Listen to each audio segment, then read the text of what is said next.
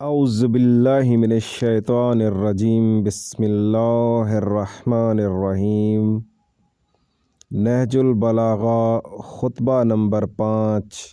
اس خطبہ میں مولائے کائنات امیر المومنین علی علیہ الصلاۃ والسلام حضرت محمد مصطفیٰ صلی اللہ علیہ وآلہ وسلم کی وفات کے بارے میں فرماتے ہیں، جو آپ کے وفات پیغمبر اسلام کے موقع پر ارشاد فرمایا تھا، جب عباس اور ابو سفیان نے آپ سے بیعت لینے کا مطالبہ کیا تھا۔ ایھا الناس، فتنوں کی موجوں کو نجات کی کشتیوں سے چیر کر نکل جاؤ اور منافرت کے راستوں سے الگ رہو۔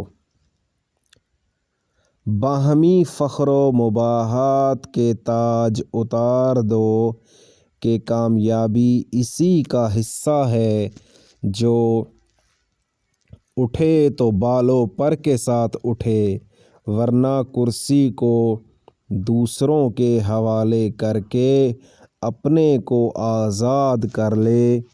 یہ پانی بڑا گندا ہے اور اس لقمہ میں اچھو لگ جانے کا خطرہ ہے، اور یاد رکھو کہ ناوقت پھل چننے والا ایسا ہی ہے جیسے نامناسب زمین میں زراعت کرنے والا۔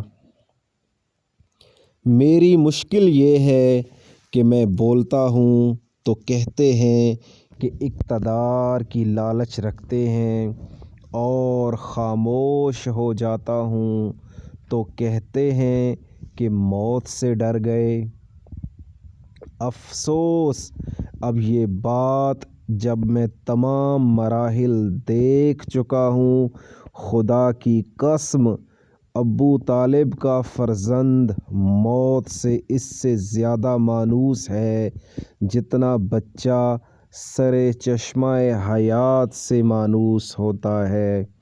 البتہ میرے سینہ کی تہوں میں ایک ایسا پوشیدہ علم ہے جو مجھے مجبور کیے ہوئے ہے، ورنہ اسے ظاہر کر دوں تو تم اسی طرح لرزنے لگو گے جس طرح گہرے کنویں میں رسی تھر تھراتی اور لرزتی ہے۔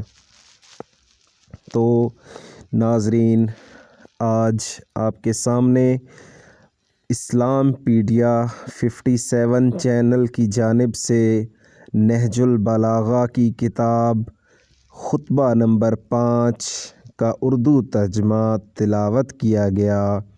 مجھے امید ہے کہ آپ اس کو ضرور سماعت فرمائیں گے، ضرور پڑھیں گے اور مولا کی تصنیف سے فائدہ ضرور اٹھائیں گے۔